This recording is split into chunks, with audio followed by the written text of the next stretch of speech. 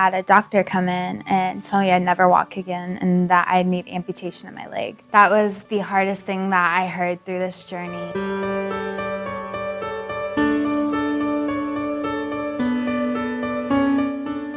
It kind of started with just my foot, but then it went up a little. It was just mostly below my knee. You just couldn't touch my leg. It was so painful. If I bumped up against something, I would cry.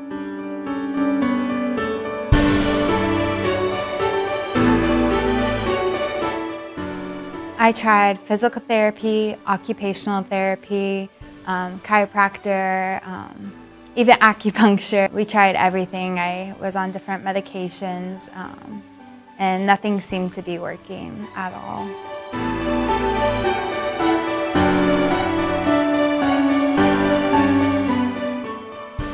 Mayo was the best place. It was the last place. It was kind of scary also to know that I had gotten to that point that there wasn't really another option after Mayo. There's a grandma on the loose. Mayo just did it differently. Quitting from physical therapy and stuff wasn't an option. Like taking a break, it wasn't an option. But she's moving. She's moving forward. It's the hardest thing I've done in my life. And they were there to support me. The nurses knew what to tell me, and the physical therapists knew how far they could push me just to go literally the extra step, the extra mile. Thank you so much for your prayers and encouragement. Like, it is so amazing, and it just makes me smile every time I get a text. Everybody told me that I could beat CRPS.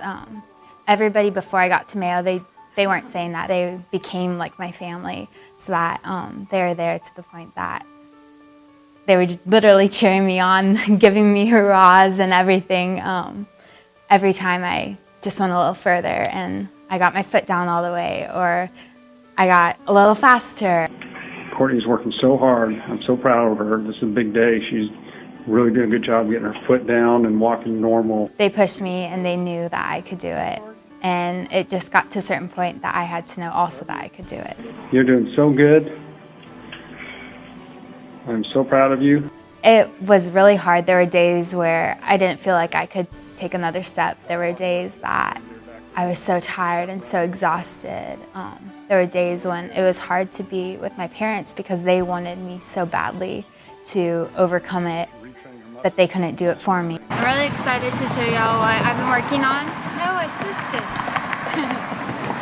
No more crutches. Woo-woo! At Mayo, it was a different environment. The support there wasn't like any other place. The people there, the staff, it's so beautifully put together to the point that they all work together as a team. It's not just the physical therapist, not just the occupational therapist, not just the doctor.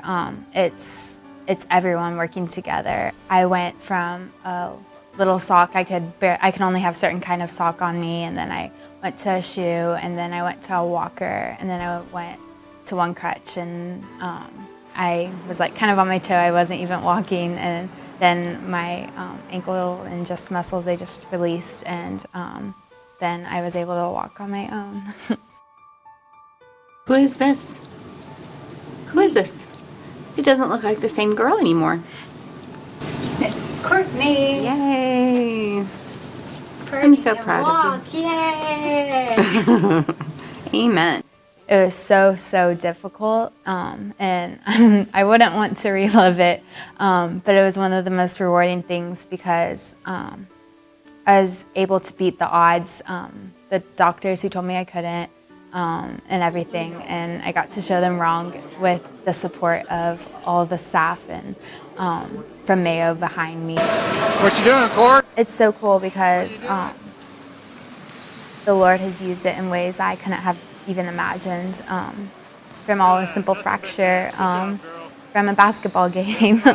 And it's so cool because I had an end goal when I was going through the pain rehabilitation program, and there was this mission trip to New York City. I got to meet that goal, and I got to go, and there's a verse in the Bible, Romans 10:15, and it says, "How are they to preach unless they are sent? How beautiful are the feet of those who preach the good news."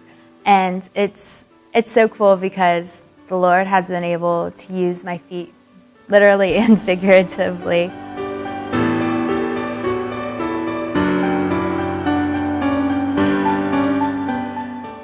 I am 110% back to normal. I get to go work out. I walk to class. I'm a student at the University of Oklahoma, and I walk to class all fine, no pain. I hang out with friends. I dance. I run around like 4 miles or so, and I'm working up to a half marathon.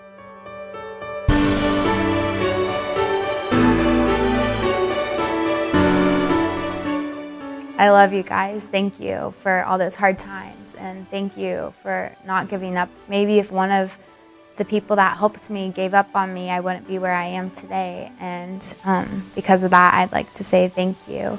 Thank you for all that you've done and all that you do for all the other patients. You're changing lives and you don't even know it.